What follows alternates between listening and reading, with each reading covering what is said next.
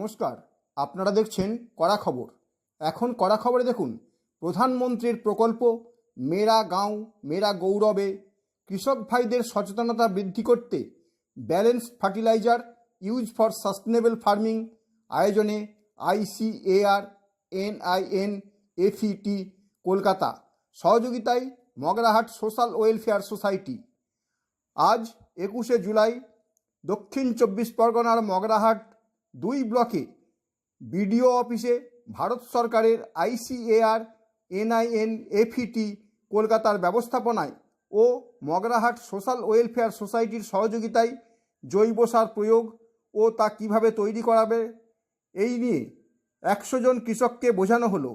এই উপলক্ষে এদিন বিডিও অফিসে উপস্থিত ছিলেন মগরাহাট 2 ব্লকের বিডিও তুহিন শুভ্র মোহান্তি, ভারত সরকারের ICAR NINFETর বিজ্ঞানী ডক্টর সুজয় কৃষ্ণ দাস, ICAR এর technical officer Ejar Mustafir, Magrahat social welfare সোসাইটির সাধারণ সম্পাদক Kazi Asadullah, handicap department eastern রিজিয়নের অ্যাডিশনাল ডাইরেক্টর সুদর্শন দাস, স্থানীয় সমাজসেবী উত্তম বণিক, ওমান ফারুক, SK আব্দুল মতিন, কাজী সিদ্দিকুল্লাহ ছাড়াও অন্যান্য বহু বিশিষ্টজন।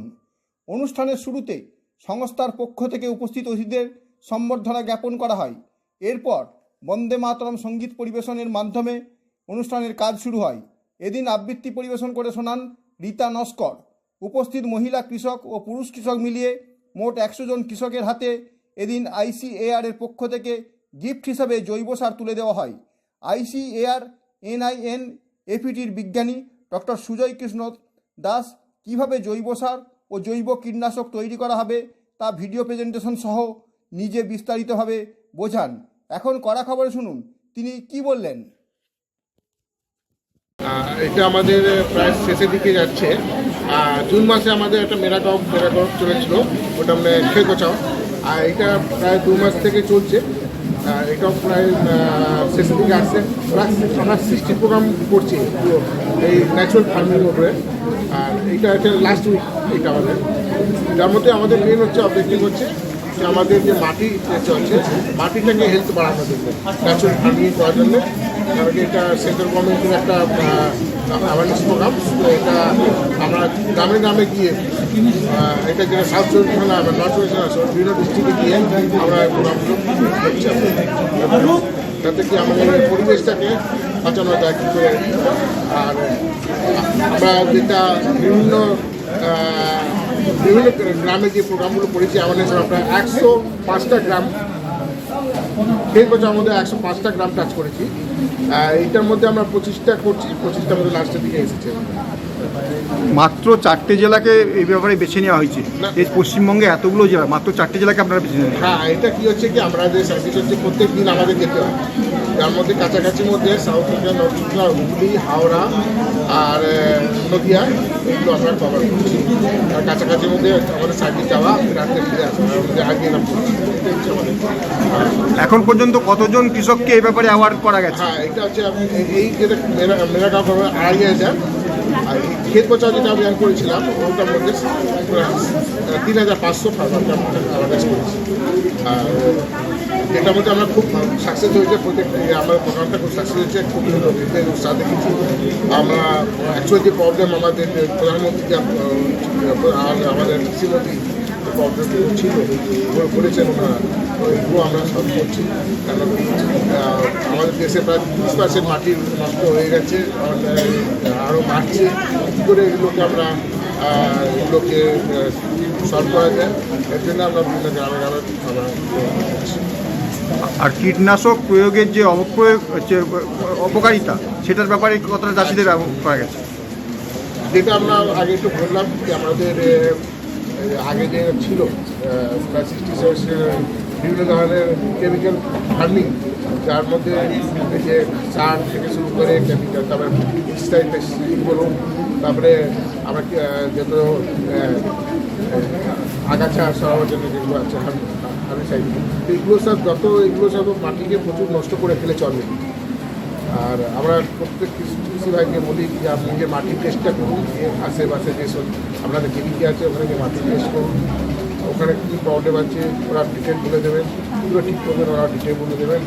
আর ন্যাচুরাল দিকে আসুন, আপনারা আগে যেরকম গরু চাষ করতেন গরু চাষ করুন, গরু পুষুন।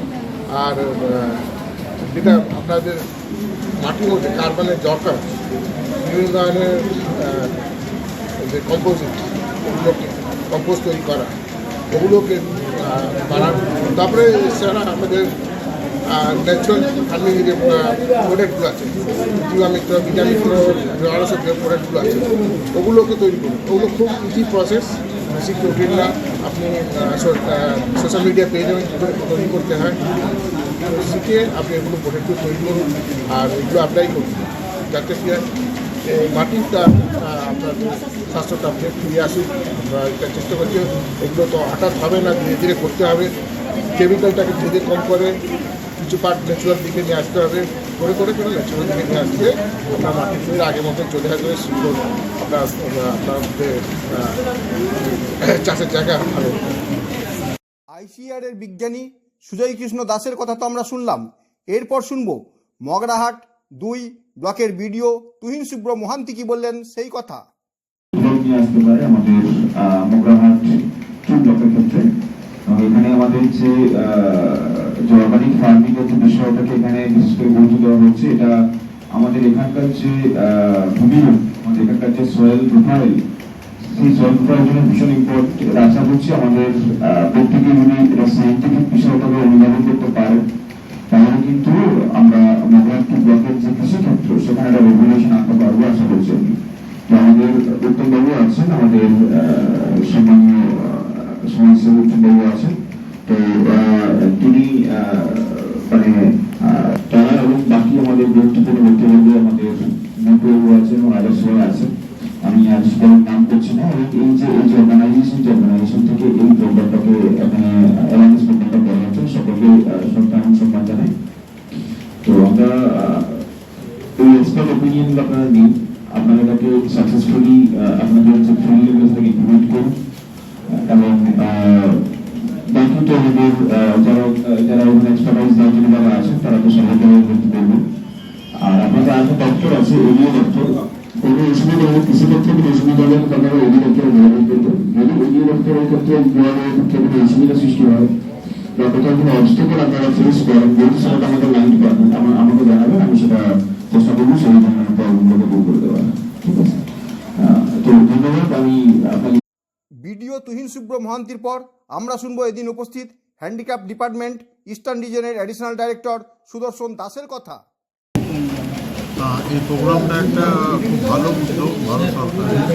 প্রত্যেকটা ব্লকে যে প্রোগ্রামগুলো করা হচ্ছে তাতে চাষিদেরকে যে সচেতন করা হচ্ছে কি দিনকে দিন আমাদের যে জমি কমে যাচ্ছে, সেই জমি যেটুকু জমি উপলব্ধ আছে সেটাকে কীভাবে ভালোভাবে ইউজ করে ভালোভাবে ফসল করা যায় প্রাকৃতিক উপায়ে, রাসায়নিক বর্জন করে।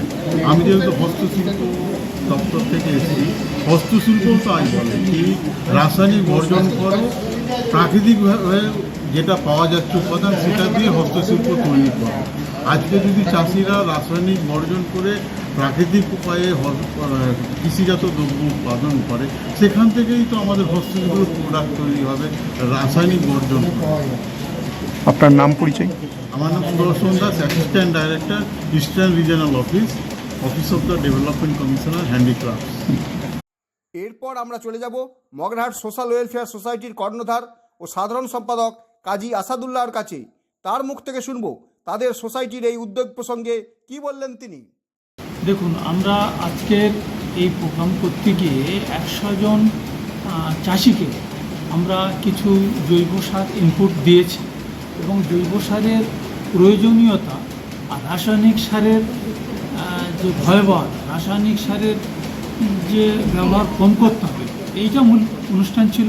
এবং আমরা এর আগে 500 জনকে কভার করেছি, সেটা বিভিন্ন মগরাহাটের ব্লক জুড়ে হয়েছে। আজকের 21শে জুলাই আজকের এইখানে শেষ প্রোগ্রাম করলাম এবং আমরা 700 জনকে, আরও 700 জনকে, 500 জনের বাইরে আরও 700 জন চাষিকে এই ব্যাপারে সচেতনতা করতে পেরেছি। এটার উদ্দেশ্য হলো যে এই যে জৈব সার না হলে আমরা যদি না বলি চাষি ভাইরা জানবে কী করে তারা যখন কোনো দোকানে যায়, কোনো রাসায়নিক সার দোকানে যায়, তারা তো বিভিন্নভাবে সেখানে তাদেরকে বলা হয় এই করো সেই করো, আজকের 1 কিলো সারে হচ্ছে না, কালকে বললো 2 কিলো সার দিন, তারপর দিন 2.5 কিলো দিন, এই করতে করতে পুরো মাটিটাই নষ্ট হয়ে যাবে। তখন মানে প্রচুর সার, এই যে ইউরিয়া ডায়া থেকে শুরু করে আর যে জিনিসগুলো, এগুলো তো কাজে দেবে না। তাই আমরা জৈব সারটাকে মানুষের হাতে কিছু তুলে দিয়ে এবং মানুষের বার্তা দিতে চাই যে জৈব সার আপনারা লাগান। জৈব সারের মাধ্যমে আমাদেরকে আগে বাড়তে হবে, তবে মাটিটা ঠিক থাকবে, আগামী প্রজন্মের জন্য ভালো, আর আগামী প্রজন্ম পৃথিবীর জন্য ভালো। যেহেতু মগরাহাট সোশ্যাল ওয়েলফেয়ার সোসাইটি একটি এনজিও এবং তাদের কাজই হলো সামাজিক সচেতনতা বৃদ্ধি করা, শুধুমাত্র 500 জন কি অ্যাওয়ার করছেন না, এছাড়াও আপনারা গ্রামে গ্রামে গিয়ে এই ব্যাপারে চাষিদের অ্যাওয়ার করে তুলছেন? না, অলরেডি আমরা এর আগে 700 জনকে করেছি, বিভিন্ন গ্রামে গ্রামে অ্যাওয়ারনেস করেছি। তারপর এই অ্যাওয়ারনেসটা চলতে থাকবে। এটা ভারত সরকারের কৃষি মন্ত্রীর উদ্যোগ এবং ভারতবর্ষের প্রধানমন্ত্রী শ্রী নরেন্দ্র দামোদর দাস মোদী জি নির্দেশে এবং ICAR Indian council of agriculture research তাদের আর্থিক সহযোগিতা, মগরাহাট সোশ্যাল ওয়েলফেয়ার সোসাইটির পরিচালনা এই প্রোগ্রামগুলো হচ্ছে। আমরা যত পারি তত মানুষকে এই বার্তাটা পৌঁছে দেব।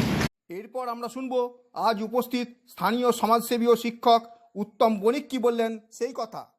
আমরা জানি আমাদের জীবনে 3টি মূল চাহিদা: অন্ন, বস্ত্র এবং বাসস্থান। এই অন্ন ছাড়া পৃথিবীর কোনো প্রাণী বাঁচতে পারে না।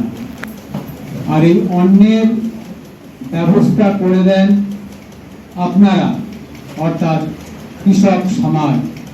তাই কৃষকদের বলা হয় ভুবন প্রতিপালক।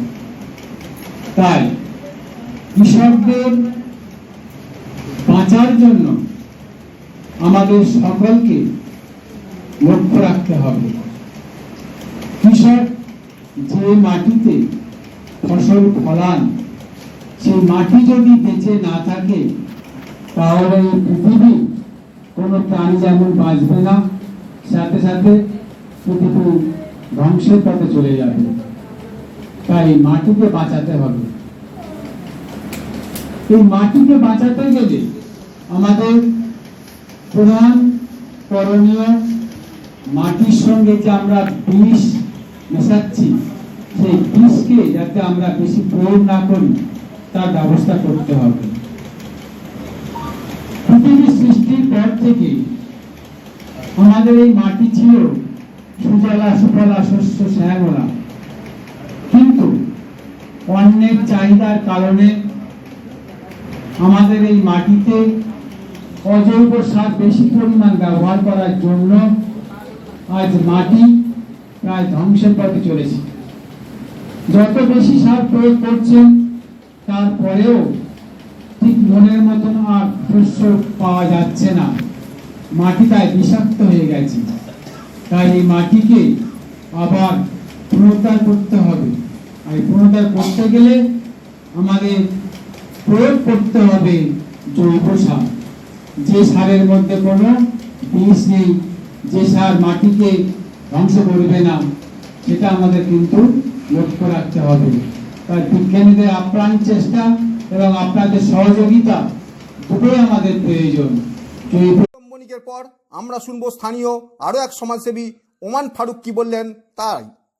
আমি যে কাঠামো জানতে যাবো আপনাদের কাছে, আপনারা একটু রেসপন্স করবেন, তাদের সুবিধা হবে।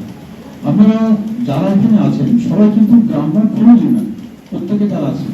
আমাদের রান্নাঘর আছে, উঠান আছে, ঘর আছে, কারো কারো গোয়াল ঘর আছে, কারো কারো অল্প কিছু জমি চাষের ব্যবস্থা আছে। আছে তো নাকি?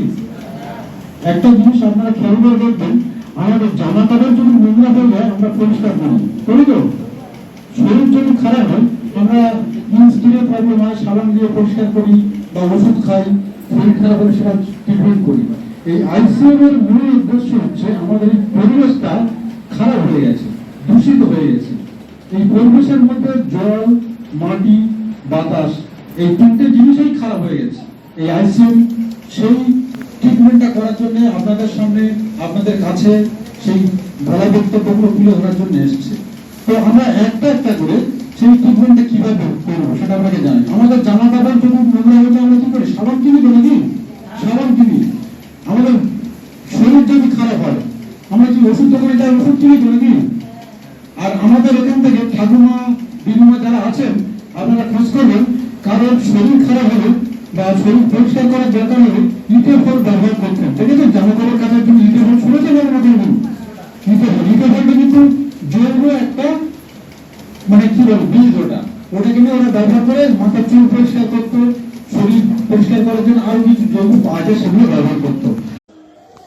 আপনি কি আপনার খবর সরাসরি সম্প্রচার করতে চান অথবা আপনার এলাকার খবর দেখাতে চান?